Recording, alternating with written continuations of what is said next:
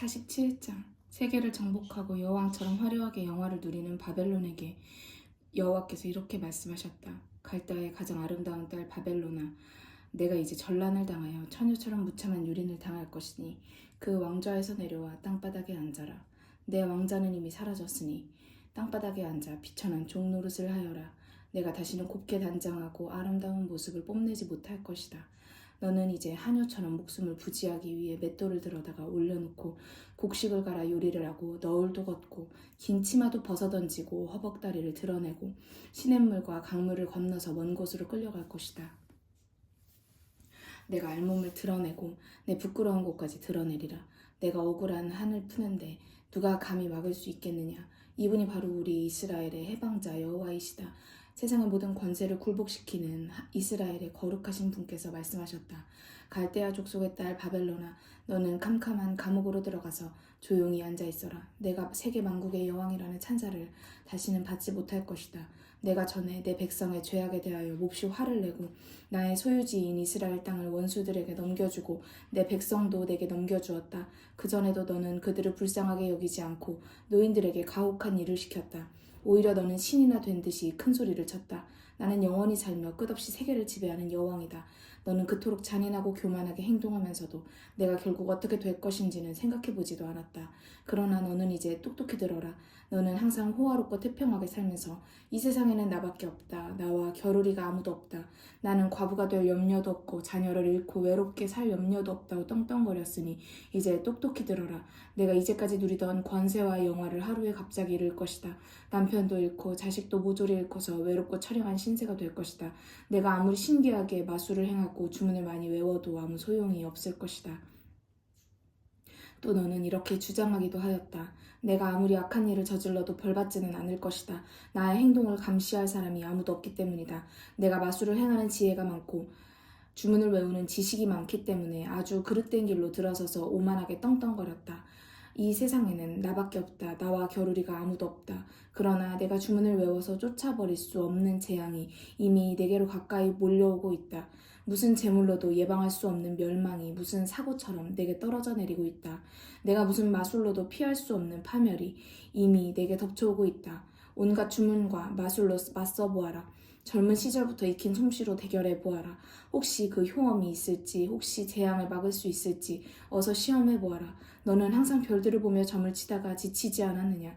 항상 하늘을 보며 점을 치는 점성가들과 초하루마다 내 운세를 말해주는 점쟁이들을 불러다가 너를 재앙에서 구원하도록 하여라. 그러나 바벨론의 모든 점성가들이 마른 풀처럼 불길에 타버릴 것이다. 폭풍 같은 불길이 밀어닥치면 점쟁이들이 제 목숨조차 건지지 못할 것이다. 그 불은 아늑하게 둘러앉아서 쬐 수 있는 모닥불 같은 것이 아니다. 내가 젊은 시절부터 함께 무역해오던 자들도 모두 그런 꼴이 되어서 저마다 제 갈 길로 뿔뿔이 흩어져 너를 살려주리는 아무도 없을 것이다.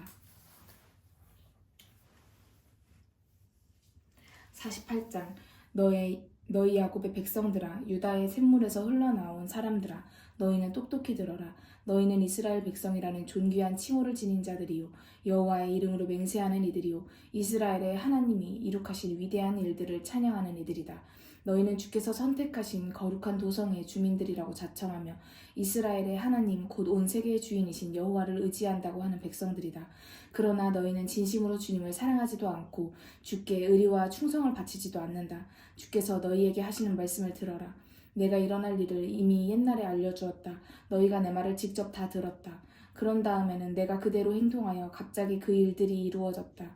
너희가 얼마나 완고한지 내가 잘 알고 있다. 너희 목덜미는 무쇠덩어리처럼 굳어있고 너희 이마는 청동처럼 단단하다. 그토록 고집센 너희들이 엉뚱한 소리를 하지 못하도록 내가 모든 것을 미리 너희에게 알려주었다. 우리 신상이 한 일이고 우리가 새기고 부어 만든 우상들이 명령해서 된 일들이다. 라고 너희가 고집을 부리지 못하도록 내가 미리 알려주었다. 너희가 그 말을 들었으니 다시 한번 생각해보아라. 너희가 그것을 인정하고 선전해야 옳지 않겠느냐. 내가 이제부터 너희에게 아주 새로운 일, 너희가 전혀 모르던 비밀을 알려주겠다. 내가 이제 바벨론의 포로민들을 해방시켜서 예루살렘을 재건하겠다.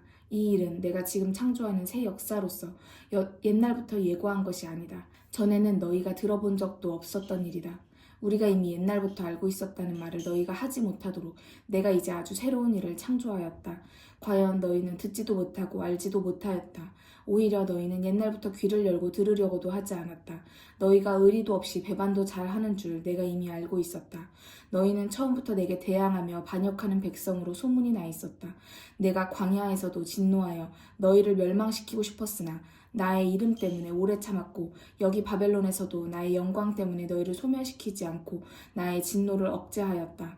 내가 너희에게 형벌을 내렸으나 다만 너희가 정신을 차리라고 그랬을 뿐이다. 나는 너희를 고난의 풀무 속에 집어넣어서 마치 용광로에서 은을 정화시키듯이 너희를 정화시켰다.